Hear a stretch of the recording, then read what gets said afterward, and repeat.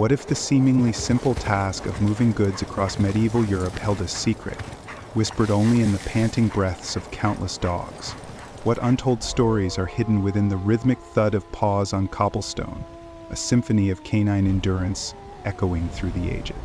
Tonight, we won't unravel that mystery. We won't chase the whispers of forgotten trade routes or the secrets hidden in the eyes of long-dead animals. Instead, we will find our peace in the slow, deliberate rhythm of a dog's life.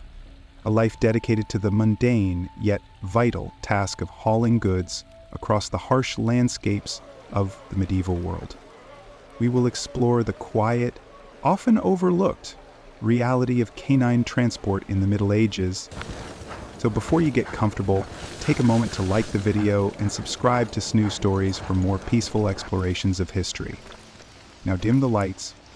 Let the gentle sounds of the wind and the rhythmic clip-clop of tiny hooves and the occasional pant of a weary dog transport you to a time when the strength of these loyal creatures was invaluable, when their role in medieval transportation was far more significant than we often realize.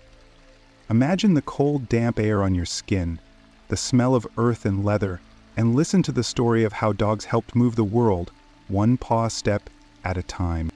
And listen to the story of how dogs helped move the world, one paw step at a time. Imagine the year 1200. The air hangs heavy with the damp chill of an autumn evening. A thin mist clings to the cobblestone streets of a small village nestled deep within a valley. The air smells of wood smoke, damp earth, and the surprisingly sweet scent of drying herbs hanging from the eaves of thatched roofs. Ox carts, their wooden wheels groaning under the weight of barrels and sacks, rumble slowly through the village square, their drivers wrapped in thick woolen cloaks against the penetrating cold. This is the world of medieval transport, a world far removed from our own, a world where journeys were measured not in hours, but in days, and sometimes weeks. The sheer logistics of moving goods across this vast and often unforgiving landscape were immense. Roads, if they could be called that, were little more than rutted tracks, barely passable in the best of weather. Rivers, often the only reliable arteries of communication, were subject to the whims of unpredictable currents and seasonal flooding. Mountains posed formidable barriers, their steep slopes treacherous and unforgiving. Imagine the difficulty of transporting heavy goods across such terrain with only the limited technology available. Horses and oxen, the workhorses of the era, were vital, but their strength had its limits, and that's where our canine companions enter the picture. Their contribution, often overlooked in the grand narratives of medieval history, was nevertheless crucial. These were not the pampered lapdogs of modern society. These were dogs bred for strength and endurance, hardy creatures whose lives were inextricably linked to the rhythm of work and the demands of the arduous journeys. Think of sturdy mastiffs, their powerful muscles rippling beneath thick coats of fur, their broad chests capable of pulling considerable weight.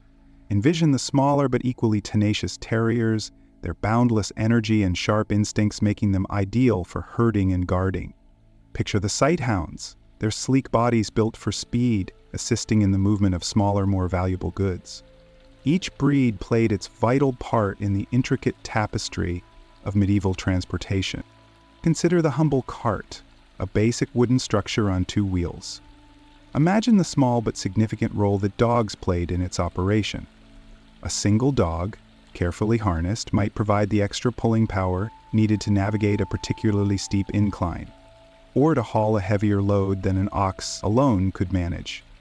Several dogs working in tandem could pull a substantial cart, especially over shorter distances. These carts, often laden with essential goods, grains, textiles, and vital supplies, traveled on those often treacherous routes, reliant on the unfailing strength and stamina of their canine helpers. Picture the scene, a small caravan winding its way along a muddy track, the rhythmic thud of paws on the earth a constant counterpoint to the creak of wooden wheels. The dogs, their tongues lolling, their breathing heavy, pull steadily, their eyes fixed on the path ahead. Their drivers, often traveling merchants or farmers, walk alongside, offering words of encouragement and occasionally a piece of bread. A profound bond existed between the dogs and their human companions. They were not merely beasts of burden, They were partners, integral to the success of these vital transport operations. Think of the specialized tasks dogs undertook, herding animals such as sheep or goats along mountain trails, guiding them safely through narrow passes and across precarious bridges, guiding livestock over longer distances, ensuring that the animals remained together and did not stray. These roles, seemingly minor, were essential for efficient trade and the survival of many communities. A lost or scattered herd could mean significant economic losses, highlighting the value of the canine herders. But their work extended beyond the mere hauling of goods and animals. Dogs played a vital role in guarding the convoys, protecting them from bandits and thieves. Their keen senses of smell and hearing made them invaluable watchdogs, offering an early warning of any danger and deterring potential aggressors. Their fierce loyalty and protective instincts made them invaluable guardians, ensuring the safe passage of goods and their human companions. Their presence was a constant reassurance, a silent promise of safety in a world often beset by uncertainty and peril. The image shifts. Now, instead of a winding track, imagine a bustling river port. Smaller breeds of dogs might be seen swimming alongside barges or small boats, their sharp eyes scanning the water, guiding the vessel along the currents. Their intelligence and willingness to learn commands, combined with their innate aquatic abilities, made them valuable aids to river transport, assisting with navigation and ensuring the safe transport of cargo along the waterway. As we draw closer to the end of this first journey into the world of canine transport in the medieval era, reflect on this quiet but crucial role. Let the image of a sturdy dog, pulling its weight, its breath misting in the cold air, gently soothe you. The world of the Middle Ages, often viewed as one of grand battles and sweeping political change, held within it countless acts of quiet service, acts of unwavering loyalty, performed by these loyal creatures. These dogs were not merely transport workers. They were integral to the functioning of a world of hard work and enduring resilience. Now, close your eyes, breathe deeply, and let the gentle sounds of the night lull you towards a peaceful and restful sleep. Let the image of that weary dog, resting after a long day's work, fill your mind and invite tranquility. And yet, the image of medieval canine transport, as often depicted in popular culture, is frequently skewed, a romanticized version straying far from the verifiable evidence. Let us, then, gently unravel some of these common misconceptions, replacing them with the quiet reality revealed by careful study of historical records and archaeological findings. One pervasive myth portrays dogs solely as powerful beasts of burden hauling massive carts across vast distances. While undeniably strong, medieval dogs were rarely the sole power source for heavy transport over long journeys. The image of a team of dogs pulling a laden wagon across a sprawling countryside, while visually striking, is largely inaccurate. Oxen, horses, and even mules were the primary work animals for such tasks, far better suited to sustaining the continuous strain of long-distance haulage. The dog's role, more accurately depicted, was supplementary, providing assistance in specific situations. Imagine, for instance, a steep incline on a muddy track, where the added pulling power of a couple of sturdy dogs might prove the difference between progress and standstill. Or picture a particularly heavy section of cargo, requiring that extra push to reach the destination. These were the scenarios where canine assistance truly proved invaluable, small but significant contributions to the larger task. Another misconception paints every medieval dog as a tireless, perpetually working machine, relentlessly pulling and hauling. This is a vast oversimplification. Like any working animal, medieval dogs needed rest, food, and care. Their working days were likely shorter and punctuated with periods of rest, their stamina carefully managed by their handlers to prevent injury or exhaustion. The image of a well-fed, contented dog resting in the shade after a morning's work is far more accurate than that of a continuously overworked animal. Remember, these were valuable assets, and their owners understood the importance of proper care for the continued usefulness of their canine companions. A further misconception arises around the breeds themselves. Many popular images showcase only large, imposing breeds, neglecting the diversity of canine contributions to transport. While large Mastiff Teepsuck dogs certainly played a role in pulling heavier loads, smaller breeds held their own vital positions. Think of the smaller, quicker terriers ideally suited for herding smaller livestock such as goats or sheep, guiding them through complex terrain and across challenging waterways. Their energy, coupled with their sharp instincts, made them invaluable in the herding and livestock management aspects of transportation.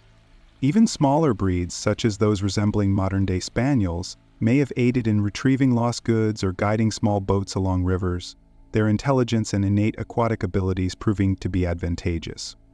The reality, then, is a vibrant spectrum of canine breeds, each playing its specific part in the tapestry of medieval transport. The narrative of romantic heroism also frequently distorts the reality of canine work in the Middle Ages. We mustn't romanticize the lives of these animals. Their existence was firmly rooted in the utilitarian aspects of medieval life. While a strong bond undoubtedly existed between dogs and their owners, this was a bond forged in mutual dependence, a pragmatic partnership necessary for survival and economic stability. The image of a dog receiving constant affection and pampering is a far cry from the reality of a working animal, whose value was inextricably linked to its contribution to its human companions. The reality, while lacking the romantic flair of popular imagination, is nevertheless profoundly moving in its simplicity. A bond of shared work, trust, and reliance. Let us consider the challenges these animals faced. The roads and tracks of the medieval period were often in poor condition, muddy, rutted, and hazardous. The dogs pulling carts or herding livestock would have faced harsh weather, poor footing, and long journeys, all of which contributed to the wear and tear on their bodies. The availability of food and veterinary care was also extremely limited, factors which naturally affected their health and lifespan. The reality is that their lives were tough, and they would have experienced discomfort, pain, and even injury. But their loyalty and resilience in the face of such difficulties is a testament to their remarkable capabilities. Instead of heroic feats, we should envision these tasks as the everyday realities of canine life in the medieval world. Finally, the documentation itself often presents a skewed view. Written records are scant regarding the specific utilization of dogs in transport. The emphasis tends to be on the larger aspects of trade and commerce, overlooking the everyday contributions of these canine helpers. This lack of detailed documentation doesn't negate their importance. Rather, it challenges us to piece together a more complete picture from archaeological findings, artwork depicting everyday life, and careful analysis of the broader context of medieval life and the integral role of animals in their societies. This picture, slowly and painstakingly revealed, presents a nuanced and far more accurate understanding of the quiet yet vital contributions of dogs to medieval transportation. Now let the image of a small group of dogs, perhaps resting by a riverbank after guiding a small raft, gently soothe you. Their fur is damp, their breathing is slow and deep. The sun is warm on their bodies, easing the aches of a day's work. Close your eyes, breathe deeply, and let the quiet contentment of this scene fill your mind. Let the slow rhythm of their breathing become your own, a gentle, soothing tempo leading you towards a peaceful and refreshing sleep. The world of medieval canine transport, once a realm of myth and misconception, is now unfolding before you, layer by layer, in its quiet, verifiable truth. Allow the image of these hard-working animals, integral to the rhythm of medieval life, to lull you into a restful slumber. Feel the cool night air on your skin, and let the tranquil image of the weary dog, resting under the stars, guide you towards a peaceful sleep. And so we move from the tireless herders and river guides to a different, equally crucial role, the protection of travelers and their goods.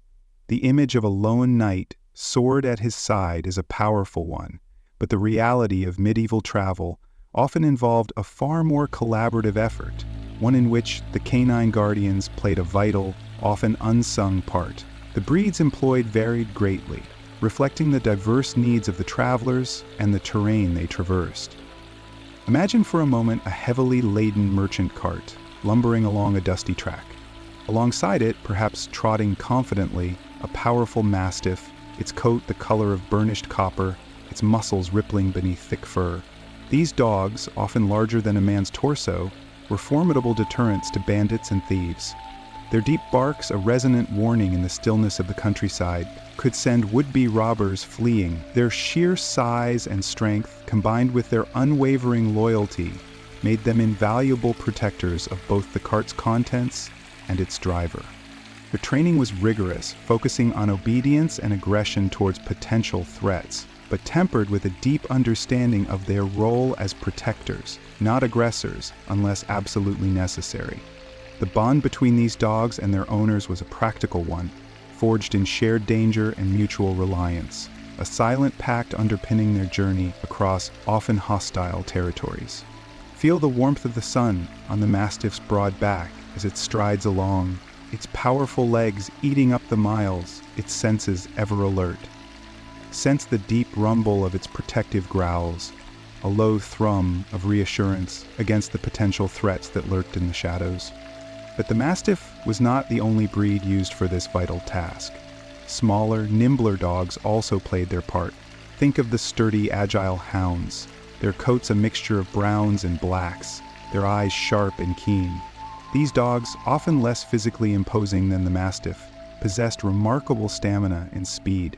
Proving invaluable in warning of approaching danger, their acute sense of smell could detect the presence of intruders long before they were visible, giving the travelers precious time to prepare for a confrontation or to make their escape. Their role was less about direct physical confrontation and more about early warning and active defense, alerting their human companions to potential threats and guiding them away from danger, their nimble movements a silent chorus of protection accompanying the slower-paced progress of their charges. Consider the soundscape accompanying these journeys, the rhythmic clip-clop of horses' hooves, the creak of the cart wheels on the uneven road, and the occasional bark, a low growl, or a sharper, more urgent yelp from the vigilant canine guards. These sounds, woven together with the quiet breath of the animals and the quiet murmur of the travelers, create a tapestry of medieval travel, a mixture of anticipation, vigilance, and the constant underlying reassurance provided by the loyal canines. Imagine the smell of wood smoke and the damp earth of the road clinging to their fur, the mix of sweat and animal musk a tangible reminder of their hard work, their constant state of vigilance, a silent guardian against the perils of the road. Training methods for these guardian dogs were likely passed down through generations, a mixture of practical experience and learned techniques. The emphasis was on obedience and loyalty, combined with the ability to distinguish between friend and foe. Harsh punishments were likely avoided, not out of sentimentality, but out of a pragmatic understanding that a fearful dog is a less effective guardian. Instead, a system of rewards and positive reinforcement likely played a central role, strengthening the bond between dog and handler and ensuring the animal's cooperation. Visualize the gentle strokes given to a well-trained dog as a reward, the hushed praise offered after a successful alert, the quiet contentment which filled these moments of partnership and calm in the midst of uncertain journeys. Beyond the large breeds and the more nimble hounds, there was a whole spectrum of canine companions contributing to the safety and security of medieval travelers. Even smaller dogs, perhaps resembling modern terriers, might have been used to alert their owners to danger, their smaller size allowing them to slip through tight spaces and explore ahead. Their shrill barks, carried easily on the wind, would have served as an effective warning system, indicating approaching trouble and providing precious seconds for the travelers to react. Their tenacity and bravery, seemingly disproportionate to their size, added another layer of security to the journey. The lives of these canine guardians were far from romanticized. They faced the same hardships as their human companions: exposure to harsh weather, poor food and water, and the ever-present danger of injury or illness. Yet their unwavering loyalty and dedication make their contributions to medieval transportation all the more remarkable. Let the image of a weary dog, curled up near a crackling fire after a long and arduous day, evoke feelings of peace and tranquility. The gentle warmth of the embers reflecting in its dark eyes, its slow, deep breathing, the quiet exhalation of a day's protective duty. These quiet moments, almost unheard, form the true narrative of canine contribution to medieval transport. Let these images settle into your mind, gently lulling you into the depths of peaceful sleep. The scent of wood smoke, the warmth of the fire, the quiet companionship of a weary but loyal dog. Let these images soothe you and prepare you for the restorative sleep you deserve. Beyond the guardians, however, a different kind of canine contribution quietly shaped the landscape of medieval transport: the humble cart dog. Imagine, if you will, a sturdy dog, perhaps a mix of breeds, its coat thick and matted from the dust of the road, its muscles rippling beneath its fur as it pulls a small cart laden with goods. Not the grand, swift journeys of the aristocracy, but the slow, steady movement of trade and commerce across the land. This was the work of the cart dog, a breed often overlooked in grander narratives, but whose contribution was nonetheless crucial. Picture this scene: a sun-drenched field, the air thick with the scent of hay and earth. A small wooden cart, its wheels worn smooth by countless journeys, sits laden with sacks of grain or barrels of produce. A thick rope, worn soft with use, is attached to the cart, its other end fastened to a sturdy harness around the dog's chest. The harness itself, likely made of simple leather or woven materials, is designed for comfort and practicality, minimizing chafing and maximizing the dog's pulling power. Notice the meticulous care with which it is fashioned, a testament to the understanding of canine anatomy and the need for a harmonious partnership between human and animal. The harness is adjusted just so, ensuring that the weight is evenly distributed, preventing strain and ensuring the dog can work effectively without undue discomfort. The dog, its breath puffing out in small white clouds on a chilly morning, settles into its task. Its eyes are focused, its muscles tense with the exertion, but there's no struggle, no sign of pain. It is an image of patient strength, a testament to the bond forged between dog and handler through careful training and mutual respect. Hear the rhythmic scrape of the cart wheels against the uneven ground, a low, steady sound that anchors the scene, punctuated by the occasional bark, a soft expression of the dog's presence, not a cry of distress, but a contented acknowledgement of its work. The training of these cart dogs was a long and patient process, passed down through generations of handlers. It wasn't a matter of brute force, but a delicate balance of gentle encouragement and firm guidance. Imagine a young pup learning the ropes, so to speak.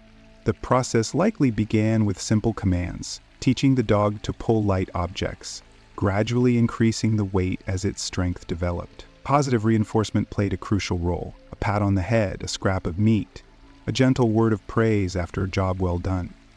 This wasn't just about physical strength, it was about building trust and understanding. A happy, well-treated dog is a willing worker, a fact understood implicitly by those who relied on these canine laborers. The daily routine was likely slow and repetitive, a rhythm dictated by the dog's strength and the weight of the load. Short, frequent rests were incorporated into the schedule, allowing the dog to recover its strength, drink water, and perhaps receive a little extra care and attention. The human handler walked alongside, their presence a reassuring constant in the dog's work. The quiet companionship of their shared task, a quiet intimacy. The handler's presence is not just supervisory, but actively supportive. A hand to guide the dog around obstacles, a word of encouragement during difficult stretches, and an empathetic understanding of the animal's physical and emotional state. They are partners, both bound to the rhythm of the journey. Consider the geography of their work: winding country lanes, dusty tracks, steep inclines. The dog, pulling its burden, navigates these challenges with an instinct born from repeated experience. It doesn't merely pull, it reads the terrain, assessing the gradient, choosing the best path, sensing its footing with a precision that only years of experience could provide. Imagine the texture of the road under the dog's paws: smooth stones, packed earth, muddy ruts. Feel the vibrations transmitted through its legs, the subtle shifts in its gait as it adapts to changing conditions. Visualize the variety of goods transported in this way: sacks of flour, bundles of wood, baskets of fruit. The dog, a humble participant in the slow pulse of medieval commerce, plays a vital role in the sustenance of communities, bringing necessities to markets, farms, and households. Its contribution is unseen by many, its labor unsung in grand chronicles, yet its importance remains undeniable. The lives of these cart dogs were, like those of the guardian dogs, far from easy. They faced exposure to the elements, worked through heat and cold, and were exposed to the same dangers as their human companions. But they endured, their quiet perseverance a testament to their strength, their loyalty, and their resilience. Feel the gentle warmth of the sun on their fur after a day's work, the deep contentment in their eyes as they rest, their breathing slow and even, their bodies relaxed, in the quiet peace of their shared task. The scent of hay and earth, the creak of the cart wheels, the gentle panting of the dog, all these combine to create a sensory tapestry, a reminder of the unsung contributions of these canine workers, their silent participation in the tapestry of medieval life. Let the image of a weary but contented cart dog, its harness loosened, resting under the shade of a tree after a long day's work, gently lull you towards sleep. The simple, repetitive sounds of its gentle breathing, the soft sigh of contentment, and the quiet rustle of leaves carried on a gentle breeze, these are the sounds of peaceful sleep.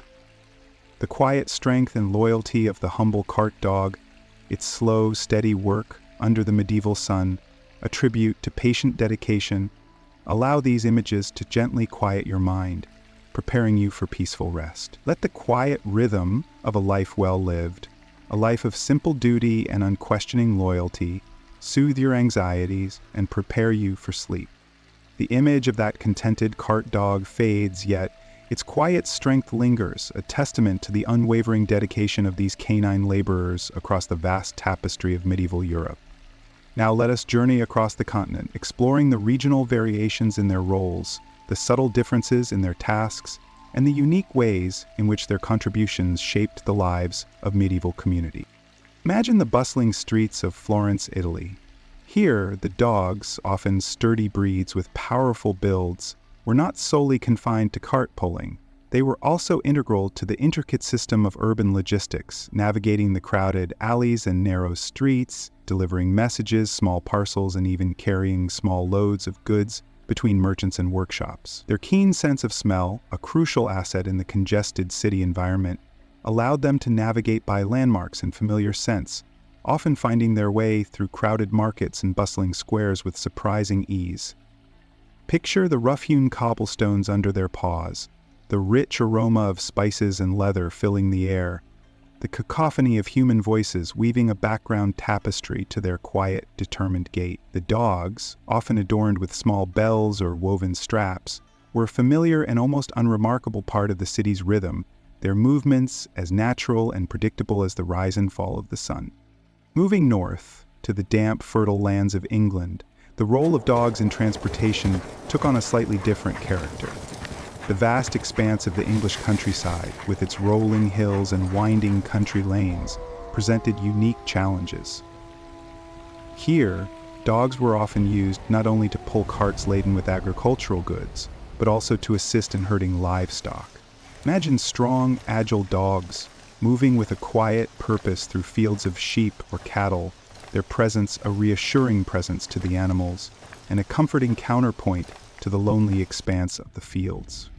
Their loyalty, coupled with their inherent instinct for herding, created an efficient and effective means of managing livestock. The sounds of their low barks, the rustling of grass under their paws, the bleating of sheep, and the lowing of cattle, all blended into the soundtrack of rural life. The dogs themselves were often sturdy, weather-resistant breeds, their thick coats providing protection from the harsh English climate. Their work was often carried out in close collaboration with their human handlers, a relationship built on mutual trust and understanding, a silent partnership forged in the rhythms of daily life. Further north still, in the rugged terrain of Scandinavia, the role of dogs in transportation transformed yet again. Here, the harsher climate and often challenging landscapes demanded a different breed of canine collaborator. Strong, resilient sled dogs, descendants of breeds adapted to the Arctic conditions, became indispensable in the transportation of goods and people across snowy plains and frozen waterways.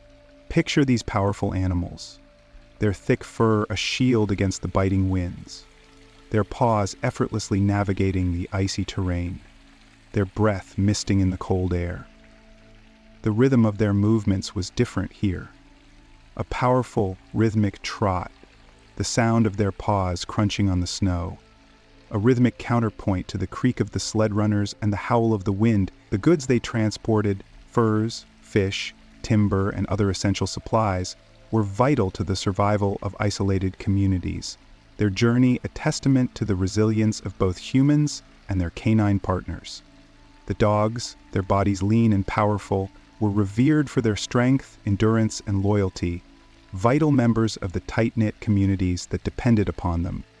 In the sun-drenched vineyards of France, the roles were once again subtly different. While cart-pulling dogs remained present, the dogs also played a crucial role in guarding and protecting goods during transport. This task often involved a unique breed, a breed carefully selected for its vigilance, its loyalty, and its ability to detect and deter potential thieves or predators. Their presence on the roads, their calm yet watchful demeanor, provided a reassurance and a sense of security to those who entrusted them with their goods. The texture of their fur, the weight of their presence, their quiet watchfulness, all these were factors in the reassuring presence these dogs brought to the long and often dangerous journeys. The subtle shift in the dog's posture, the flick of an ear, the barely perceptible tension in its body, these were all clues to a potential danger, a silent warning to their human companion. From the bustling streets of Italian cities to the vast plains of England, from the icy landscapes of Scandinavia to the sun-drenched vineyards of France, the roles of dogs in medieval transportation were varied and multifaceted. Yet, in every region, the underlying themes remained constant: the unwavering loyalty of the dogs, the deep bond between humans and animals, and the quiet, unseen contribution of these canine laborers to the fabric of medieval life. The rhythm of their work, the textures they encountered, the sounds and smells that accompanied their journeys. These are elements that weave together to create a rich and detailed picture of a bygone era where the human and canine worlds were inextricably intertwined. Let the quiet images of these diverse canine workers, each playing their unique part in the vast and complex tapestry of medieval transport, lull you towards a peaceful and restful slump. Let the gentle sounds of their paws on the earth, the snow, or the cobblestones guide you into the depths of sleep. The dogs, their bodies lean and powerful, were revered for their strength, endurance, and loyalty, vital members of the tight-knit communities that depended upon them. The biting wind howled across the frozen fjords, a constant companion to the rhythmic crunch of paws on the snow. Imagine the scene: a long, low sled, laden with furs, perhaps, or salted fish, gliding silently across the vast white expanse. Pulling it, a team of dogs, their breath clouding the frigid air, their powerful muscles rippling beneath thick, insulating coats. These were not the sturdy farm dogs of England, nor the vigilant guardians of France. These were specialized sled dogs, breeds honed over centuries of adaptation to the unforgiving Arctic environment. Their ancestry is a fascinating tapestry woven from the threads of various northern breeds, each contributing a unique strand of resilience and strength. The Sami people of Scandinavia, for instance, had long relied on their dogs, strong, agile animals capable of enduring immense hardship. Their breeds, often described as Spitztagger dogs, possessed a remarkable combination of stamina and endurance, traits essential for surviving the harsh winters and traversing the treacherous terrain. Their coats were incredibly thick, a dense double layer of fur offering protection from the freezing winds and blizzards. Picture the texture of that fur, a deep, plush softness, almost insulating to the touch. Consider the Samoyed, for example, with its luminous white coat, a shimmering cloud against the stark white landscape. These dogs, with their characteristic curled tails and friendly expressions, possessed an unparalleled ability to navigate the snow-covered terrain. Their paws, broad and padded, acted like natural snowshoes, distributing their weight evenly and preventing them from sinking into the deep drifts. Imagine the silent efficiency of their movement, the gentle pad of their paws on the snow, the almost ethereal quality of their progress across the vast white plains. Their breath, a frosty cloud in the crisp air, is the only sign of their exertion. Another breed, the Greenland dog, was renowned for its strength and exceptional pulling power. These dogs, typically dark in color, possessed a robust build, their bodies designed for strength and endurance. Their muscular legs, capable of propelling them across the snow with remarkable speed, carried the weight of heavy sledges across vast distances. Feel the power in their musculature, the tension in their powerful legs as they pulled with unwavering determination. Their endurance was legendary, their ability to cover incredible distances on minimal sustenance, a testament to their adaptation to the harsh environment. The sounds of their rhythmic breathing, the almost mechanical precision of their movements, were the soundtrack to journeys of survival. The Norwegian elkhound, too, played its part in the story of northern transportation. These dogs, with their distinctive upturned tails and striking gray coats, were used not only for pulling sleds but also for hunting elk, a crucial source of food and materials for the communities they served. Imagine their keen sense of smell, their unwavering determination in the hunt, their loyalty to their handlers. The texture of their fur, coarse and protective, was perfectly adapted to the frigid climate. The relationship between these sled dogs and their human companions was one of profound interdependence. The dogs were not merely beasts of burden, but integral members of family units and nomadic communities.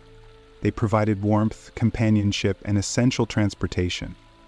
Picture the dogs huddled close to their owners in the long dark nights, their warmth a small comfort against the biting cold. The sharing of limited resources, the mutual respect between human and canine, forged a bond that was as strong as the dogs themselves. The training of these sled dogs was a delicate process, requiring patience, understanding, and a deep respect for the animal's inherent capabilities.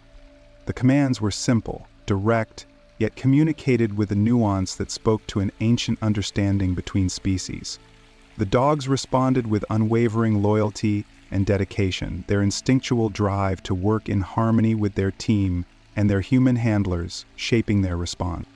The journeys themselves were often arduous, fraught with challenges that tested the limits of both humans and animals. Blizzards, icy rivers, and unforgiving terrain presented constant threats. But the dogs, with their remarkable resilience and innate ability to navigate these challenging conditions, were often the key to survival. The howling wind, the biting cold, the relentless struggle against the elements. These elements were woven into the fabric of their lives. The rhythmic panting of the dogs, the creak of the sled runners, the hushed conversations of the travelers. These subtle sounds create the soundscape of this arduous yet deeply meaningful journey. The dogs' intelligence was crucial, their ability to anticipate changes in weather or terrain, providing valuable warnings to their human companions. The subtle shifts in their posture, the attentive tilt of their heads, the alertness in their eyes, these were the silent signals that guided their humans through difficult times. The arrival at their destination, after days or even weeks of travel, was a moment of both relief and triumph. The dogs, tired but proud, had once again demonstrated their unwavering loyalty and remarkable abilities. The scene itself is deeply moving, the small community welcoming the travelers, the dogs receiving their well-deserved rest and nourishment, the quiet appreciation for the canine heroes, the sharing of stories over a small fire, the deep satisfaction of a journey completed. This is the heartwarming culmination of the dog's journey. And as we recall this scene, as we feel the quiet hum of this story, may it lull you towards a peaceful slumber, guided by the quiet strength and unwavering loyalty of the sled dogs of the North, the rhythmic sounds of their paws on the snow, a gentle lullaby for a peaceful night's rest. The journey's end, however, was not always the conclusion of the dogs' contribution. Beyond their strength in pulling sleds and carts, many breeds possessed keen senses and an innate ability to navigate, making them invaluable guides and scouts for travelers and merchants venturing across the varied landscapes of the medieval world. Imagine, for instance, a caravan setting forth from a bustling medieval town, the sun just beginning its ascent, painting the eastern sky with hues of rose and gold. The air is crisp, carrying the scent of wood smoke and damp earth. Among the laden pack animals, several sturdy dogs, perhaps a mix of breeds, each possessing its unique strengths, move with quiet purpose. Their coats, thick and weather-beaten, whisper tales of journeys past. Feel the texture of their fur beneath your fingertips, coarse yet soft, offering a comforting warmth. These dogs weren't simply accompanying the caravan, they were integral to its safe passage. Their heightened senses, far exceeding those of humans, allowed them to detect dangers unseen or unheard. The rustle of leaves in the undergrowth, the subtle shift in the wind, the faintest scent of predator, all were registered and relayed to their human companions through subtle shifts in posture, a cocked head, a low growl, or a sharp bark. Picture a vast, sun-drenched field stretching before you, the scent of wildflowers thick in the air. The dogs, their noses to the ground, move ahead of the caravan, their movements fluid and graceful, a silent dance of anticipation. Their keen sense of smell detects subtle changes in the terrain, the presence of unseen water sources, or the faintest trace of a hidden trail. Consider the mountainous regions, where paths were treacherous and unpredictable. Here, the dog's acute spatial awareness was crucial. Their ability to navigate by scent and sight, to choose the safest and most efficient route across steep inclines and through dense forests, was a skill honed over generations of partnership with humans. Imagine the scent of pine needles and damp earth filling the air as the caravan winds its way up a steep mountain pass. The dogs, ever vigilant, move ahead, their bodies sure-footed on the uneven terrain. Feel the cool, clean air on your skin, the rough texture of the rocks beneath your feet as you follow in their wake. Their rhythmic panting, the soft thud of their paws on the earth, are the only sounds breaking the stillness of the mountain. The role of these canine scouts extended beyond simply finding the way. Their ability to detect potential threats, bandits, wild animals, or even treacherous weather conditions was invaluable. Imagine the vast expanse of a salt marsh stretching before you, its surface deceptively flat. The dogs, their noses to the wind, alert to the slightest shift in the air, lead the caravan safely across the treacherous terrain, avoiding hidden bogs and quicksand. Picture the subtle ripple of the marsh grasses as the dogs pass, the soft squelch of their paws underfoot, a quiet symphony of cautious movement. Their ears twitch, their eyes scanning the horizon, always alert to any sign of danger. The sun beats down, the air thick with salt and humidity, yet the dogs remain steadfast, their dedication unwavering. The rivers and forests, too, presented unique challenges. The dog's ability to track and follow game trails, to navigate dense undergrowth, and to cross swiftly flowing waters was essential to the safe passage of travelers. Imagine the murmur of a river, its water clear and swift, running through a sun-dappled forest. The dogs, their senses sharp and alert, lead the caravan along a barely visible path, their movements precise and deliberate. Their coats, thick and water-resistant, protect them from the spray of the river as they lead the way across a shallow ford. Feel the cool touch of the water on your skin, the damp earth beneath your feet. Listen to the gentle rush of the water, the chirping of birds, the soft patting of paws on the riverbank, all woven together in a tapestry of sounds that tell a story of safe passage.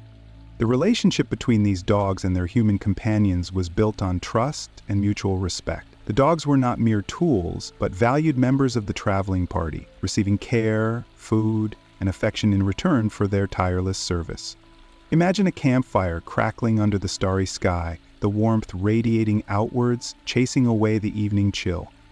The dogs, tired but content, lie close to their human companions, their bodies radiating warmth. Feel the comforting weight of a dog nestled against your side, the soft thump-thump of their heartbeat, a comforting rhythm against the night. The quiet murmurs of the travelers, the crackling fire, the soft breathing of the dogs.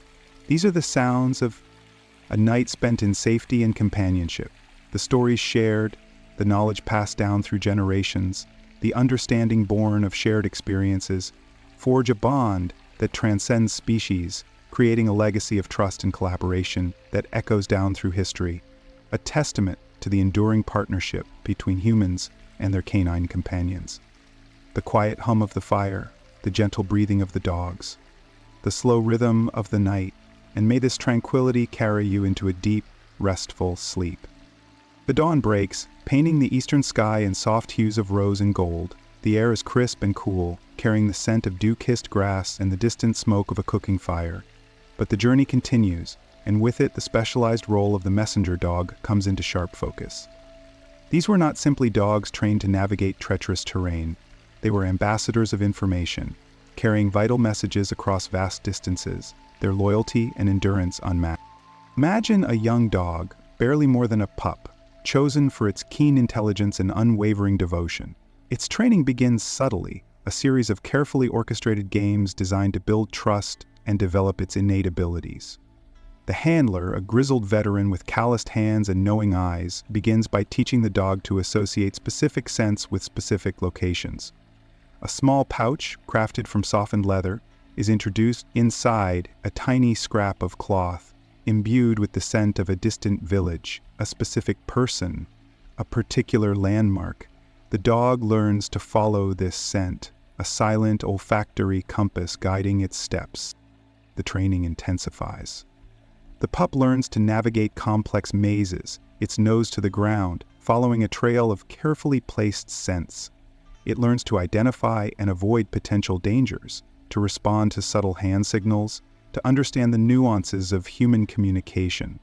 The process is slow, patient, a testament to the deep bond forged between human and canine. Picture the handler's patient hand, stroking the dog's soft fur, whispering words of encouragement, rewarding even the smallest successes with gentle praise and a tasty morsel. The scent of wood smoke mingles with the aroma of roasted meat, a comforting backdrop to the meticulous training regimen. Feel the warmth of the sun on your skin, the soft texture of the dog's fur between your fingers as you witness this delicate dance of trust and understanding. The journey itself was a testament to the dog's endurance. Imagine a messenger dog, a sturdy, powerfully built animal, its coat thick and weather-resistant, setting off on a mission across a rugged landscape. Its pack, small and lightweight, contains the precious message, perhaps a vital warning of impending conflict, or a desperately needed request for supplies, or a tender love letter from a soldier stationed far from home. The rhythmic padding of its paws on the earth, the quiet determination in its eyes, are the only companions on this solitary journey. The sun beats down, the wind whips across its face, the terrain shifts from rolling hills to dense forests, from icy streams to sun-baked plains. The dog presses on, driven by an unwavering loyalty, a deep-seated instinct to deliver its precious cargo. Picture the dog traversing a vast forest, the air thick with the scent of pine and damp earth. The dappled sunlight filters through the canopy, casting long shadows on the forest floor. The dog moves with a quiet grace, its movements fluid and effortless, its senses acutely aware of its surroundings. The rustling of leaves, the snapping of twigs, the chirping of birds, all are part of the symphony of the forest, a background soundtrack to the dog's unwavering progress. Feel the cool shade of the trees on your skin, the damp earth beneath your feet, the soft texture of moss and lichen. Imagine the dog crossing a rushing river, the current strong and swift. The water is cold, the stones slippery, but the dog's powerful legs propel it forward, its body sleek and efficient.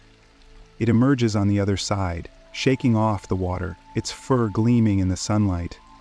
The sound of rushing water, the feeling of cold water on your paws, the exertion of swimming, all a part of this arduous journey. Feel the strength and determination of the animal as it continues its mission.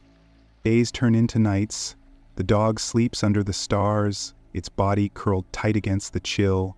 The scent of night-blooming flowers, the sound of crickets chirping, the distant howl of a wolf, all are part of the silent night. It feeds on whatever sustenance it can find, its body honed by necessity, its spirit undeterred. The dog's journey is a testament to its endurance, its loyalty, its unwavering dedication to its task. The journey reflects the profound relationship between humans and animals, and the reliance that humans placed on these creatures.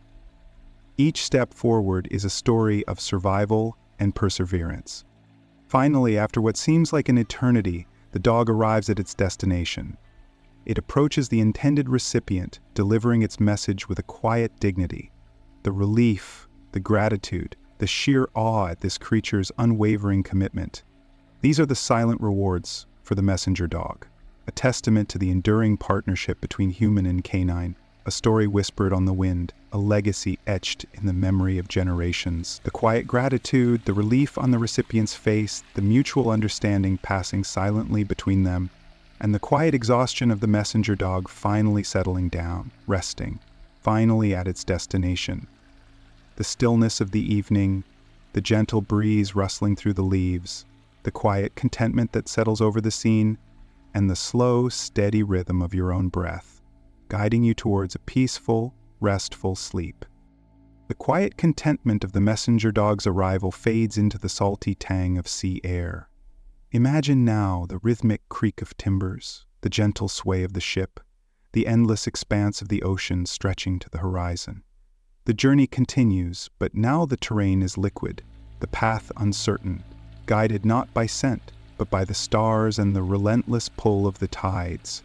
We move from the firm ground to the unsteady deck of a medieval cog, a sturdy vessel plying the coastal water. The dog, no longer a solitary traveler, now shares its space with sailors, their voices a low hum against the backdrop of the waves. Feel the cool spray of the ocean on your face, the salt clinging to your skin. The wind whips through your hair, carrying the scent of brine and seaweed. The vastness of the ocean, the endless blue stretching towards the sky, evokes a sense of both awe and tranquility. The horizon, a blurry line where the sky meets the water, shimmers in the distance. The rhythmic creaking of the ship's timbers, the gentle rocking motion, all contribute to a hypnotic, calming effect. The sound of the waves lapping against the hull, a constant, soothing rhythm that lulls you into a state of peaceful relaxation. The dog, perhaps a larger breed, strong and sure-footed, is an integral part of the ship's crew. It's not merely a passenger, but a working member, its role far more significant than one might initially imagine. Its powerful senses prove invaluable, even at sea. Its keen nose detects the subtle changes in the air, sensing an approaching storm long before the human crew notices the telltale signs. The wind shifts, the waves grow larger. The dog, sensing the change, whines softly, alerting the sailors to the danger. The darkening sky, the ominous clouds gathering on the horizon, the increase in the wind's intensity, all serve as further warnings. The captain issues commands, the crew prepares for the storm's approach. The creak of the timbers grows more pronounced, the rhythmic sway becomes a violent toss. But amidst the chaos, the dog remains calm, a steady presence offering quiet reassurance. It's not just about storm warnings. The dog's keen eyesight also plays a crucial role. Imagine scanning the vast ocean for signs of land, for approaching vessels, for anything that might present a danger. The dog's sharp eyes, accustomed to spotting subtle shifts in the landscape, are equally adept at identifying even the smallest anomalies at sea. A distant sail on the horizon, a flock of seabirds gathering, a change in the color of the water, all these details can signify the presence of land, danger, or potential opportunities. The sailors value the dog's contribution, trusting its perception as much as their own. Picture the dog's quiet vigilance. It moves with grace and purpose, traversing the ship's deck with ease. It navigates the obstacles with the confidence born of experience, comfortable amidst the ropes, barrels, and the ever-present movement of the ship. It sniffs at the air, scans the horizon, occasionally resting its head on a sailor's leg, enjoying the warmth and comfort. Feel the texture of the rough-hewn wood beneath your hands, the salty spray of the ocean misting your face, the rhythmic creaking of the ship, the gentle rocking motion, the comforting presence of the loyal canine companion, a soothing combination that induces a deep sense of calmness. Imagine the dog's role in maintaining order and discipline among the crew. Its presence acts as a silent guardian, deterring unwanted visitors or intruders. The dog's loyalty is unwavering, its protection fierce. It patrols the ship's perimeter, sniffing out any potential threats, guarding the precious cargo, and ensuring the safety of the crew and passengers. The sailors might even use the dog as a sort of alarm system, relying on its innate ability to detect unusual activity or changes in the environment.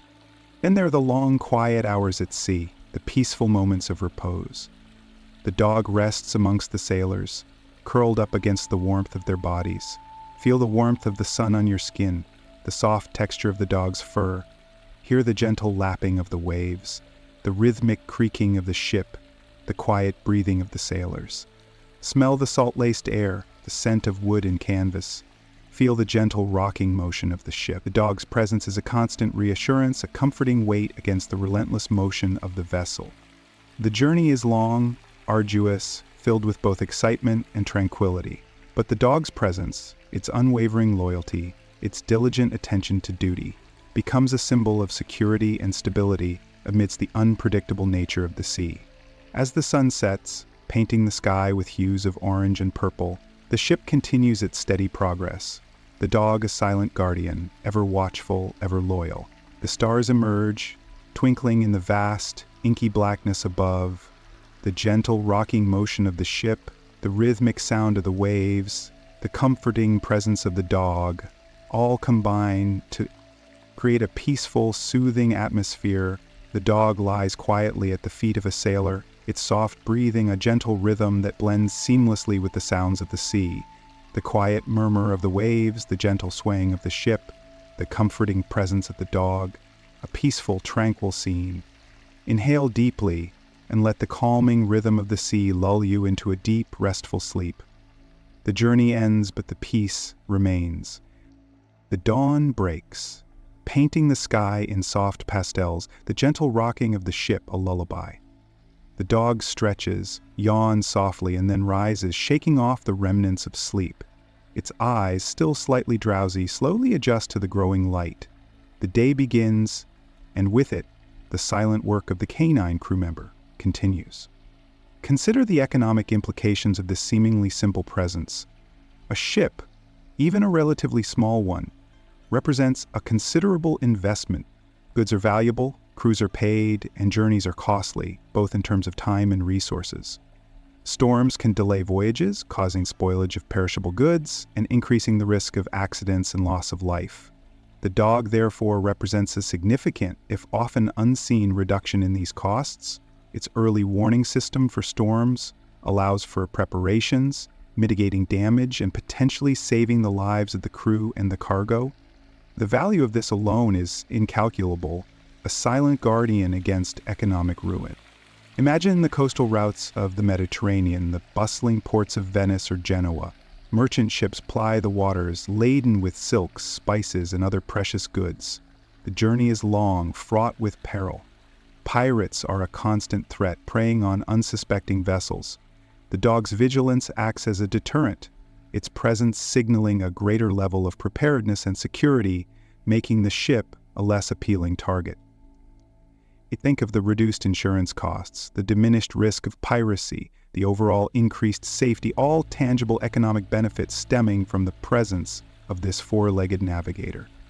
Its presence is a silent investment, a safeguard against potential financial losses.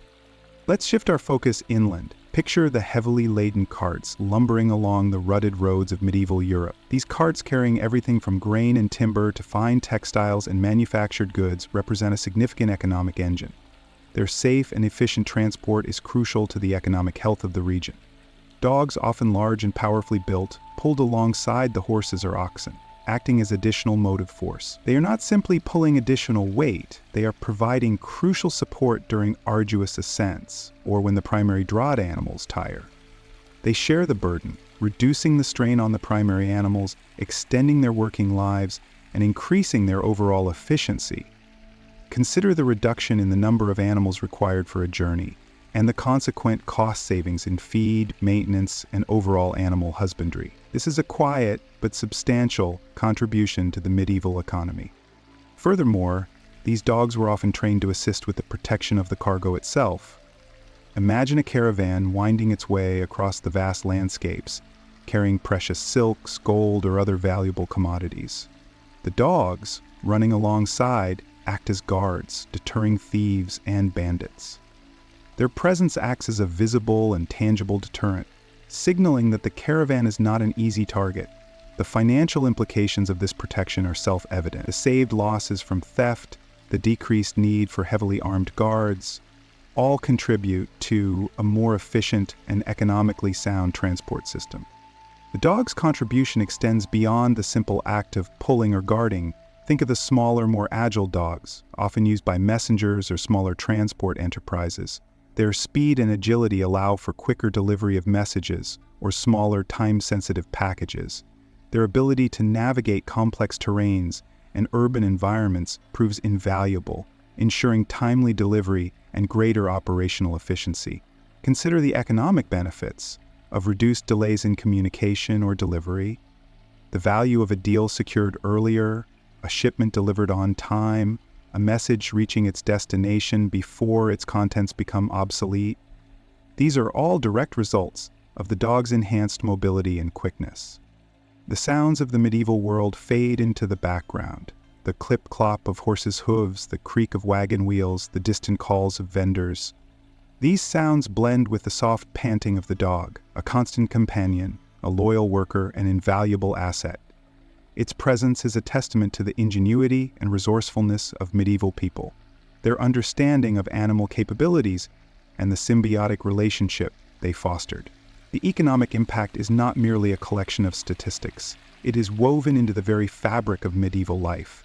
The quiet, persistent contribution of a loyal companion, a silent partner in the enterprise of transport, ensuring trade flows, economies thrive, and the world remains connected.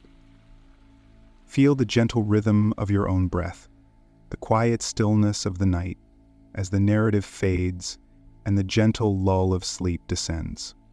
The journey is complete, but the tranquility lingers. The peace remains. The economic contributions of working dogs, so subtly woven into the fabric of medieval life, naturally extended to their social standing.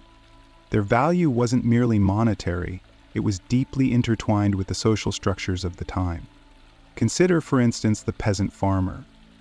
His dog, perhaps a sturdy, powerfully built creature, wasn't simply a pet, it was a crucial member of the family, a silent partner in the daily struggle for survival. This dog shared the burden of hauling goods to market, assisted in herding livestock, and offered a comforting presence in the long, lonely hours of fieldwork. Its loyalty was palpable, its value undeniable. Its place within the family was secure, its contribution recognized, not in abstract terms, but in the tangible realities of daily existence. The bond between the dog and the peasant farmer was one of mutual dependence, a quiet partnership that solidified their place within their community. The social standing of a dog in this context mirrored the economic prosperity of its owner. A well-fed, healthy dog, strong and capable, reflected positively upon its owner's competence and success. Conversely, a neglected or sickly animal might be interpreted as a reflection of poverty or lack of skill. The dog therefore served as a subtle yet powerful symbol of its owner's status within the rural community. This isn't to say that judgments were overtly made. Rather, the dog's condition served as an unspoken indicator, woven into the tapestry of rural life. The sleek coat, the alert eyes, the powerful build, all spoke volumes about the care and attention given to both the animal and its owner. Moving up the social ladder, we encounter the merchant class. Their dogs, often more refined in appearance, reflected a different set of social considerations. These animals might be prize breeds, carefully trained and meticulously groomed. Their presence served not only a practical purpose, guarding warehouses, accompanying caravans, or assisting in the transport of goods, but also a symbolic one. A well-bred and well-trained dog underscored the merchant's wealth and social standing, a testament to his ability to afford and maintain such a creature. The dog became a silent advertisement of physical embodiment of success, adding a subtle layer of prestige to its owner's public image. Think of the bustling marketplaces, the crowded streets of a medieval city. The dog, a loyal companion, walking alongside its owner, conveyed a sense of stability and prosperity. Its very presence spoke of a certain level of social security. The nobility, too, held working dogs in high regard, though their roles and social connotations differed significantly. The hunting dog, for example, held a place of considerable honor. These animals, often highly trained and possessing exceptional skills, were not merely tools. They were valued companions, participating in prestigious hunts that reflected the nobility's power and leisure. Their skill and pedigree were frequently spoken of with the same level of detail and respect reserved for thoroughbred horses or prized falcons. The social standing of the hunting dog, therefore, was inextricably linked to the status and prestige of its owner. Beyond the utilitarian and symbolic roles, dogs also played a significant part in religious and cultural life. In some monastic orders, dogs were used for various tasks, from guarding the premises to assisting in the care of livestock.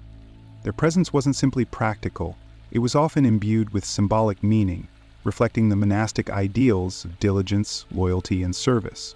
In certain artistic representations, dogs are depicted as loyal companions of saints, embodying virtues such as faithfulness and protection.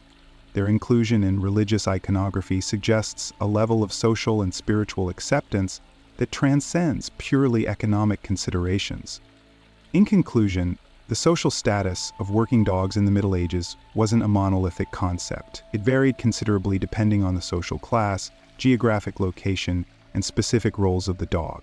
Yet, across the spectrum of medieval society, from the humble peasant to the powerful noble, the dog held a place of significance that extended far beyond mere utility. Their contributions to the medieval world were multifaceted, their roles complex, and their social standing a nuanced reflection of the values and realities of their time. The gentle patter of rain outside your window now begins to lull you further into slumber. The sounds of the day fade, replaced by the quiet tranquility of the night. The image of a loyal dog, resting peacefully, becomes a calming symbol, a soft beacon guiding you toward restorative sleep. Breathe deeply and allow the peaceful rhythm of your breath to carry you into a restful night. The world outside fades, and the silence becomes your sanctuary. But what of the welfare of these tireless companions? To consider the treatment of working dogs in the Middle Ages requires a nuanced understanding, a careful sifting through the surviving records, and a recognition of the vastly different realities experienced across the social spectrum. The peasant farmer's dog, for instance, likely shared the harsh realities of its owner's life. Food was often scarce, shelter rudimentary, and veterinary care virtually non-existent. Yet the bond between human and animal was often profound, born of shared hardship and mutual dependence. The dog's survival was inextricably linked to that of its owner. Its well-being, while not prioritized in the same way we might understand today, was certainly a factor in its owner's own well-being. A sick or injured dog represented lost labor, a diminished capacity for work, a tangible blow to the family's already precarious livelihood. The dog's value, therefore, was intrinsically tied to its functionality. This is not to romanticize their existence. It is to acknowledge that the concept of welfare operated within a very different frame of reference. The image of a lean, working dog, its coat perhaps roughened by the elements, its muscles taut from constant activity, might not conform to modern notions of animal care. Yet this dog's condition reflected not necessarily neglect, but the realities of its working life. The farmer likely provided the best sustenance possible, given the limitations of his resources. A simple diet of scraps, supplemented perhaps by the occasional bone or shared portion of the family meal, represented not cruelty, but practical necessity. The absence of sophisticated veterinary care is also critical to consider. The knowledge of animal medicine was limited, remedies often rudimentary and based on traditional practices. Illness, therefore, was a significant threat, with few readily available options for intervention. Death, while always a possibility, was often accepted as a natural part of the cycle of life, less traumatic in a world where the fragility of existence was a daily reality for both human and animal. As we ascend the social hierarchy, the picture becomes somewhat more complex.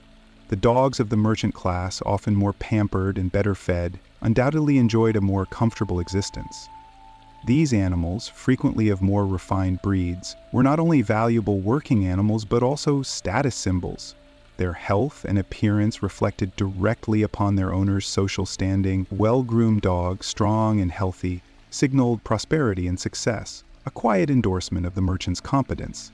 Therefore, a certain degree of care was undoubtedly provided, driven not merely by compassion but also by the pragmatic concerns of maintaining reputation and social standing. Yet even here, modern notions of pet ownership would not fully apply. The concept of companionship in the modern sense was subtly different. The dog served a practical role, its value intimately linked to its ability to perform certain tasks, contributing to the business and the social standing of its owner. The nobility's dogs, especially hunting dogs, often held a position of considerable privilege. These were frequently prized breeds, carefully trained and meticulously cared for. Their value was not purely functional. They were participants in elite activities, symbols of wealth and power, frequently pampered and indulged in ways that were simply beyond the means of the lower classes. The training of such animals was rigorous, often demanding a degree of discipline, and often requiring considerable time and resources. Their care, however, was driven not only by an appreciation for the animal, but by a recognition of their social and economic importance. Religious orders sometimes maintained dogs for practical tasks, and their treatment likely varied considerably depending on the specific order and their resources. While some dogs might have enjoyed a relatively comfortable existence, others may have shared the realities of the monastic community. The concept of welfare in this context was likely influenced by religious ideals of duty and stewardship rather than a modern humanistic framework. The image of a monastic dog quietly performing its duties within the confines of the monastery serves as a reminder of the diverse roles that animals played within medieval society, their presence often imbued with symbolic meaning, reflecting the values and priorities of those who kept them. The sounds of the night deepen, a gentle breeze rustles through the leaves outside your window. Close your eyes and imagine the peaceful scene of a dog nestled beside its human companion, sharing the warmth of a hearth fire. The picture represents not a perfect ideal, but a glimpse into a complex reality, a reminder that the relationship between human and animal has always been one of intricate interdependence, shaped by the historical context and social structures of its time. Let the tranquility of the scene wash over you. Feel the warmth of the fire, feel the soft fur of the dog, and let the quiet stillness of the night embrace you completely. The slow, steady rhythm of your breath is your guiding star, leading you towards a calm and restful sleep. Breathe in, breathe out. Let go of the day's concerns and surrender to the peace of the night. The gentle warmth of the hearth fire, the soft fur of the dog against your skin, these images, though born of a bygone era, offer a pathway to tranquility. Let us now delve into the artistic representations of dogs in medieval transport, a subtle yet revealing reflection of their societal role. Imagine the illuminated manuscripts, painstakingly crafted by monastic scribes, their delicate lines capturing the essence of a scene, perhaps a merchant's caravan, winding its way across a sun-drenched landscape. A small, sturdy dog, its coat the color of burnished earth, trots faithfully alongside a laden pack mule, its form a humble yet integral part of the composition. The artist's hand, guided by meticulous skill, renders not just the animal's physical attributes, but also its quiet determination, its unwavering loyalty. Notice the subtle play of light and shadow on the dog's fur, the delicate articulation of its musculature, suggestive of tireless endurance. The colors are muted, earth tones predominantly, yet the scene hums with a quiet energy, reflecting the rhythm of travel. The very texture of the parchment, its age and fragility, adds a tactile dimension to the experience, a gentle whisper of history itself. Consider the tapestries, richly woven narratives in thread, depicting scenes of courtly life, hunting expeditions, or even religious processions. Here, the dogs are not merely functional, they become symbolic. A sleek, aristocratic hound, its coat gleaming like polished ebony, accompanies a noble hunter on horseback, a testament to wealth and status. The textures within the tapestry are abundant. Imagine the sheen of the hound's coat, the subtle roughness of the saddle, the richness of the earth beneath the horse's hooves. The colors are more vibrant here, a tapestry of deep reds, golds, and blues, subtly hinting at power and prestige. The artist's skill in capturing the drape of the fabrics, the subtle movement of the animals and people, evokes a sense of quiet grandeur, of controlled power. The dog's posture is one of alert attentiveness, its gaze fixed, its form echoing the noble bearing of its master. the quiet detail in its eyes, almost imperceptible, yet full of quiet purpose and faithfulness. The very threads themselves, intertwined and inseparable, mirror the interwoven lives of humans and animals. Move now to the realm of sculpture. While less common in depicting working dogs, some stone carvings subtly integrate canine figures into larger narrative scenes. Imagine a weathered gargoyle, perched high upon a cathedral wall, its form partially obscured by the passage of time, yet somehow suggesting a watchful canine protector. Its rough, stony texture, worn by the elements, feels almost palpable. The stone's coolness, its subtle weight, contrasts with the softness and warmth evoked by previous images. The colors are the natural tones of the stone, a muted palette of grays and browns, mirroring the slow, inexorable passage of time. The very stillness of the sculpture, its permanence, speaks of centuries past, of unwavering devotion across generations. Feel the coolness of the stone against your skin, imagining its texture, its age-old permanence. In literature, the depiction of working dogs varies considerably depending on the context. Consider the chivalric romances, where the noble hound often figures prominently, not just as a hunting companion, but as a symbol of courage and loyalty.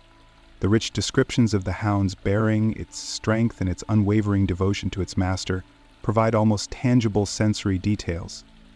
The very language itself, often ornate and evocative, draws us into a world of pageantry and adventure. Hear the rhythmic cadence of the prose, the subtle alliteration and assonance that create a gentle, flowing current of words, carrying you towards tranquility. In more practical accounts, such as farming manuals or merchant chronicles, the dogs are often described more functionally, their value linked to their ability to perform specific tasks. Yet, even here, a sense of appreciation, albeit understated, often emerges from the language used. Imagine the simple, direct language of a farmer's record, noting the dog's tireless work, its steadfast loyalty, its invaluable contribution to the farm's well-being. The rhythmic cadence of the words, even within a simple record, creates a calming effect. The practical details, the day-to-day activities, ground you in a world of tangible reality. As we journey through these diverse artistic expressions, we gain a nuanced understanding of the profound relationship between humans and dogs in medieval times.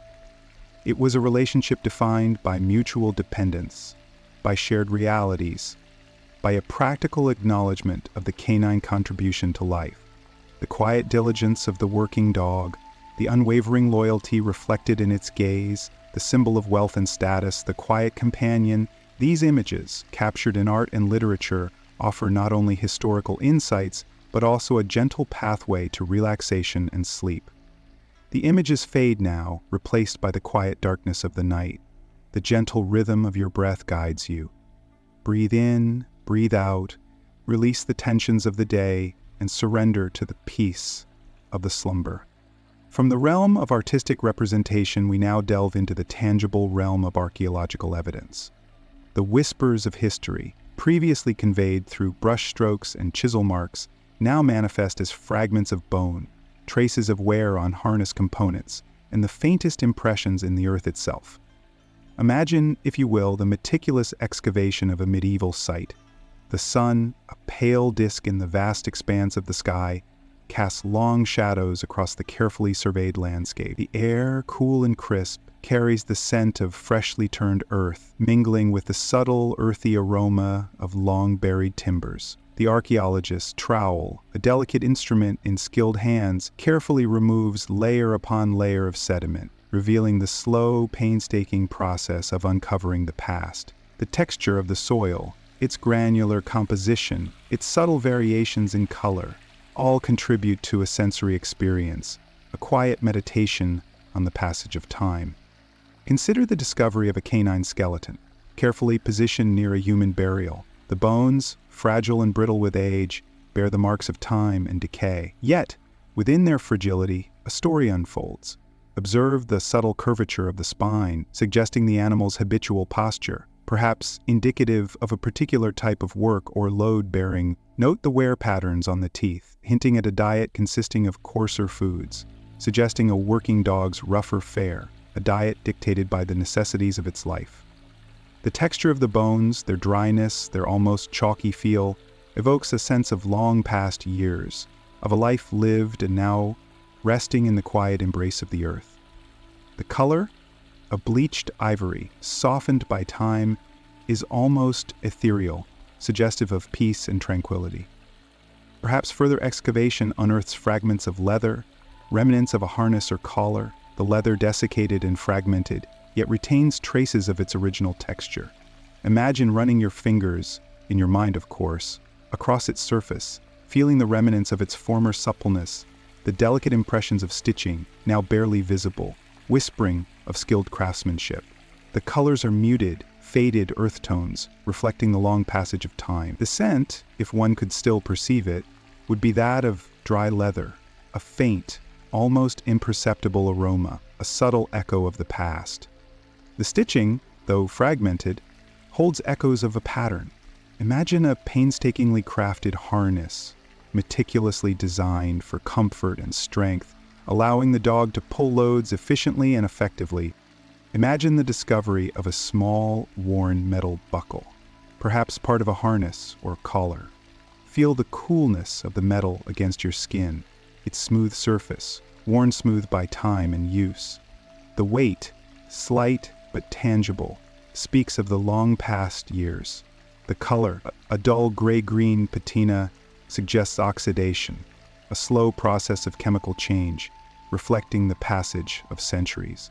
Note the precise craftsmanship, the tiny details suggesting a skilled artisan's work, a testament to the importance placed upon these canine helpers. The subtle wear on the metal, the faint scratches and abrasions, tell a story of years of service, of faithful companionship in the harsh realities of medieval life. Consider the discovery of a footprint pressed into the hardened mud of a medieval road. The impression, faint yet discernible, evokes a sense of movement, of a journey undertaken. The texture of the earth, hardened and compacted by time, gives a tangible sense of the road itself. The roughness, the subtle unevenness, the traces of wear indicating the passage of countless feet, both human and animal. Imagine the weight of the dog's paw, the pressure exerted, momentarily captured in this fleeting trace. The color of the earth, a dark brown, almost black, reflecting its age and compaction. Feel the weight and texture of the mud under your feet, its coolness against your skin. A connection to the animal whose footprint this was. These fragmented remains, these subtle traces, are not just fragments of material, they are fragments of history. They offer a glimpse into the lives of the working dogs, their roles in medieval transport, the ways in which they were harnessed, their contributions to the daily lives of medieval people. These discoveries, the bones, the leather, the metal, the footprint, each a silent witness to the past, each a carefully preserved whisper of history, revealing the intimate partnership between humans and canines, a connection forged in practicality, strengthened by loyalty, and ultimately interwoven into the fabric of medieval life itself. Let these images and textures fade now, replacing them with the comforting darkness and stillness of the night. Breathe in, breathe out, releasing all tension and preparing for the peace of slumber.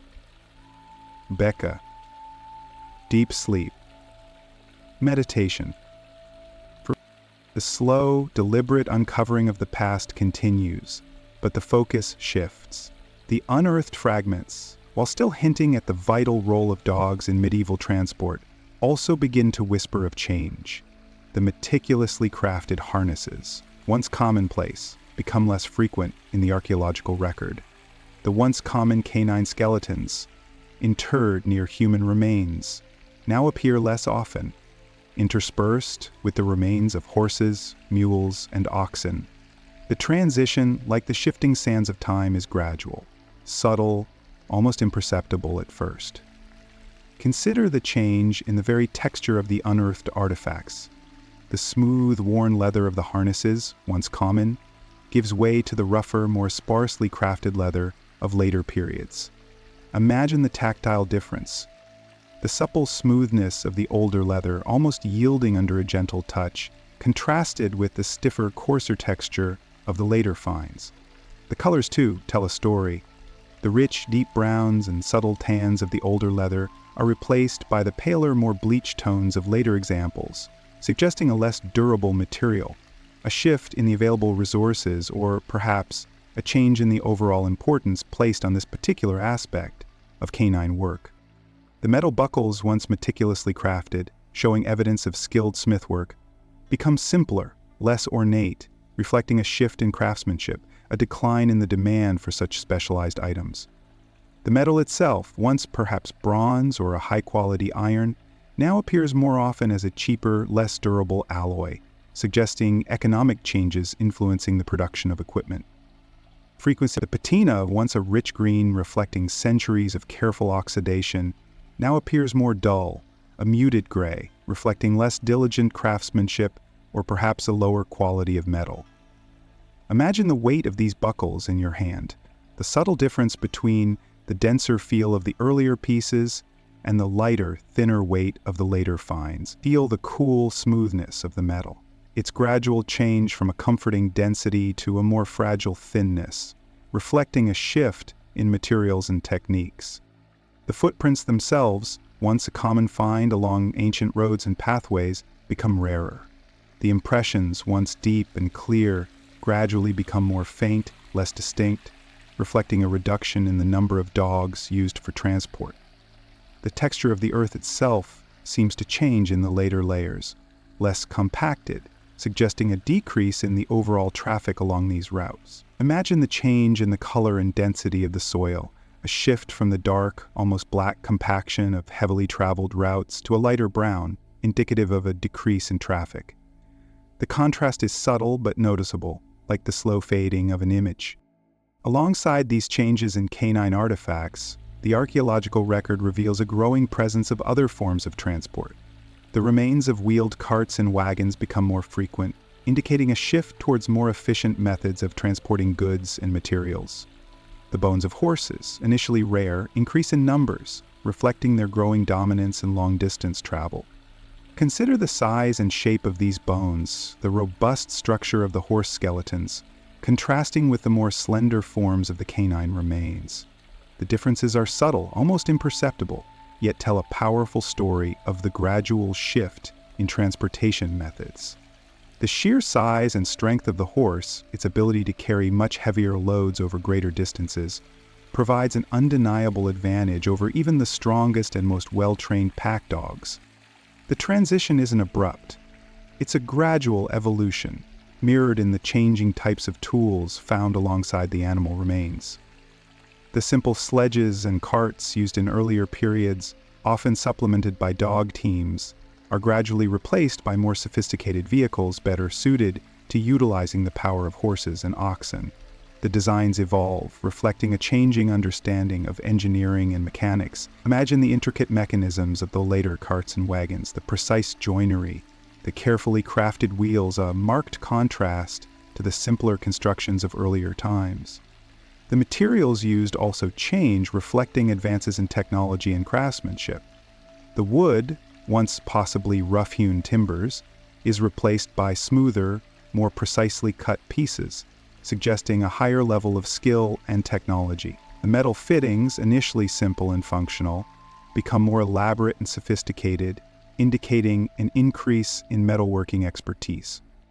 This shift also reflects societal changes. The growing urban centers of the late Middle Ages demanded more efficient and rapid transport systems.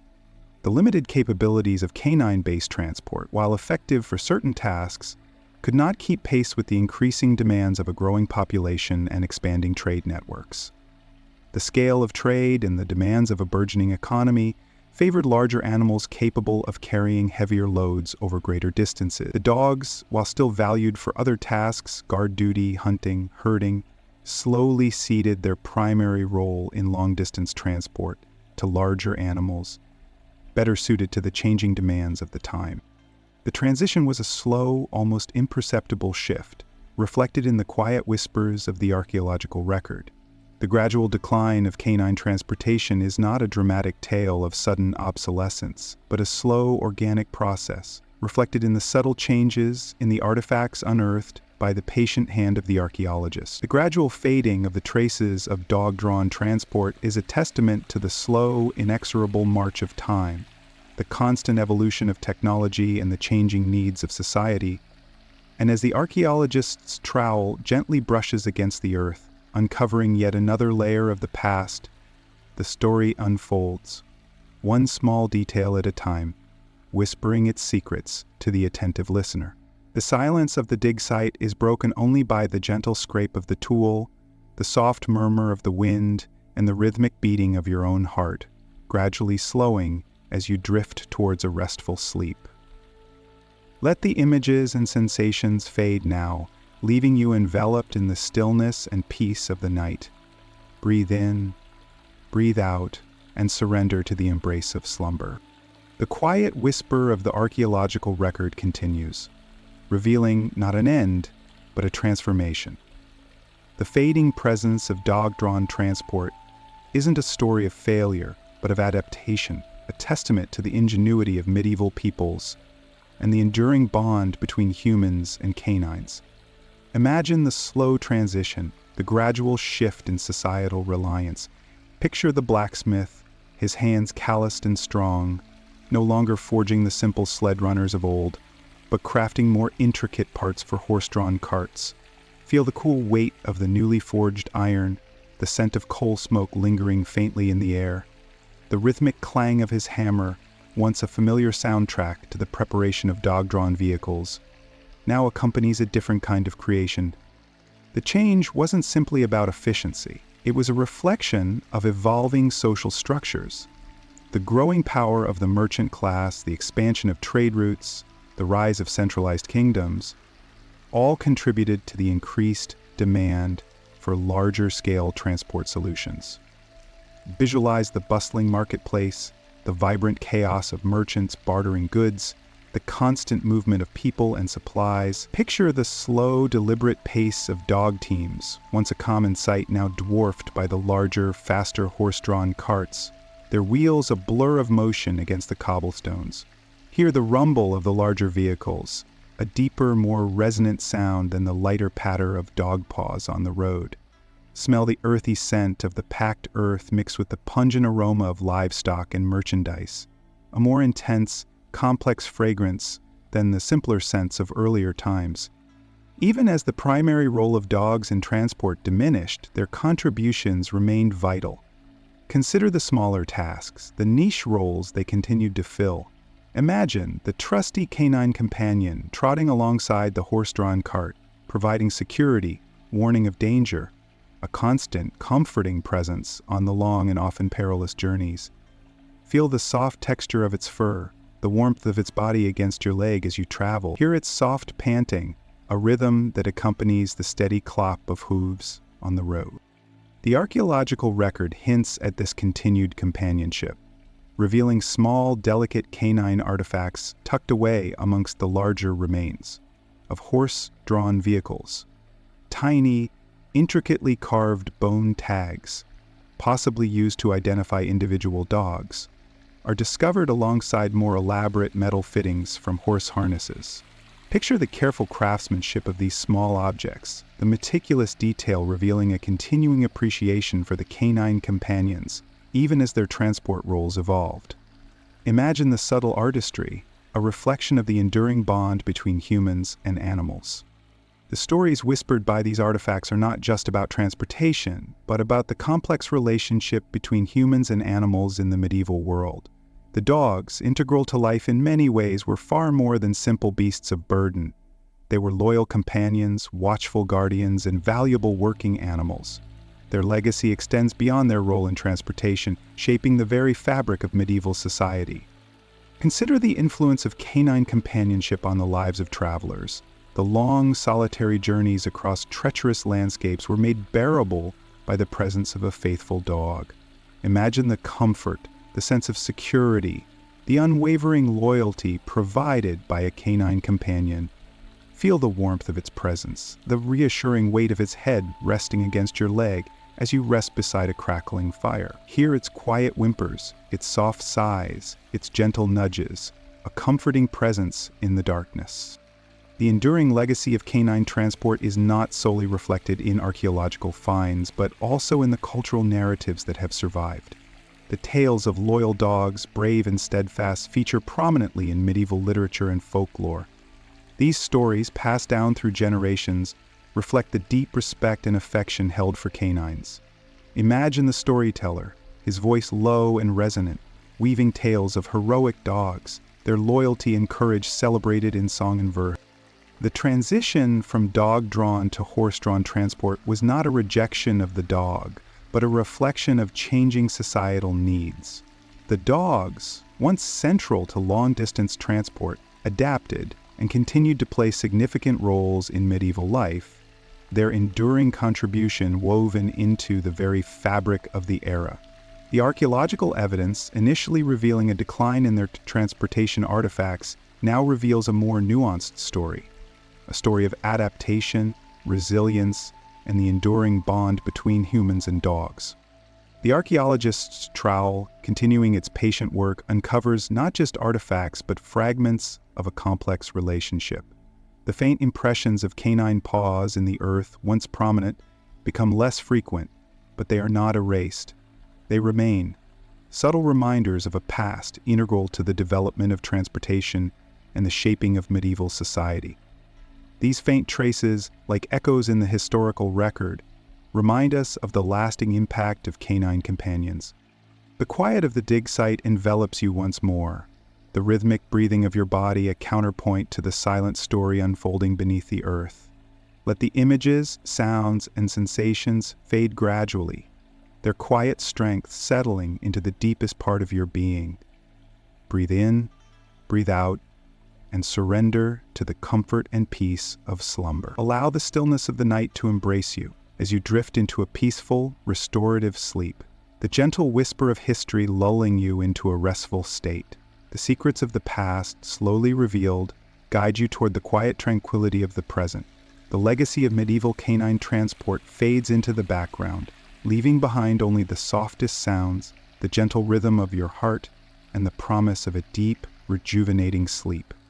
The echoes of those faint paw prints, barely discernible in the earth, lead us to consider the modern parallels. The enduring relationship between humans and animals in transportation, so evident in the medieval world, finds its reflection in contemporary practices. Albeit in subtly different forms, the image of the dog trotting alongside a horse-drawn cart gives way to the sight of a canine companion riding in a modern vehicle, a beloved member of the family. Their presence, as comforting as it was centuries ago, feel the smooth coolness of the car seat beneath your hand, a stark contrast to the rough-hewn wood of a medieval cart.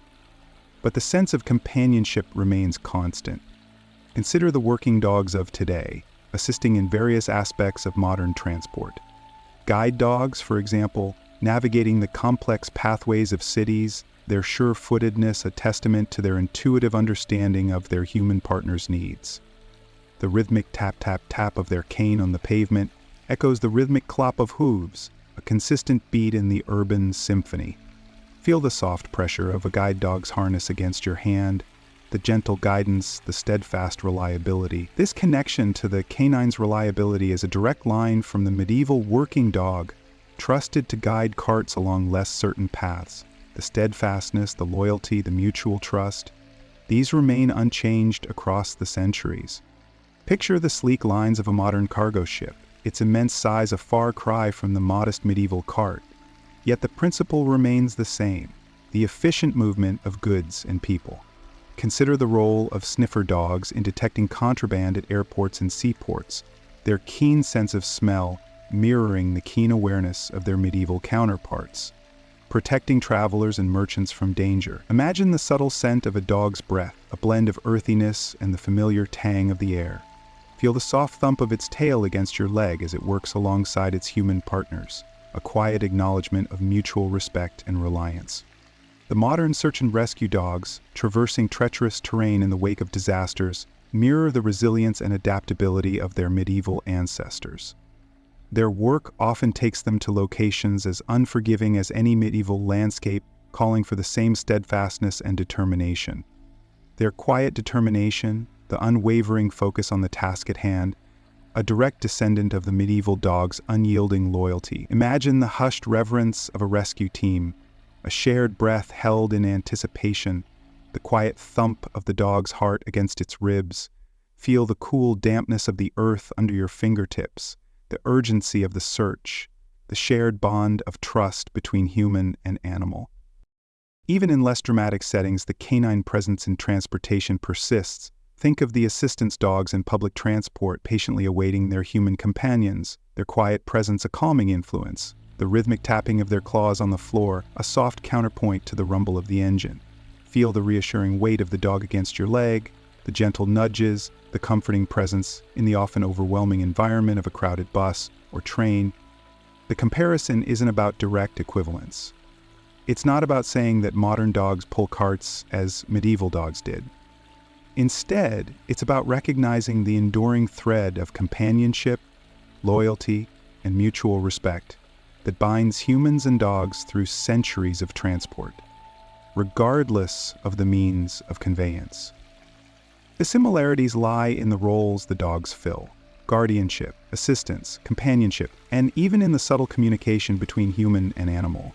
The careful training, the understanding of nonverbal cues, the unspoken trust. These remain the bedrock of the human-animal partnership, whether it's a medieval pack dog guiding a cart or a modern assistance dog navigating a busy city street. The difference lies in the technology, but the spirit of cooperation and mutual reliance persists. The medieval dog's journey, ending its primary role in hauling carts and packs, is not an ending but a transition.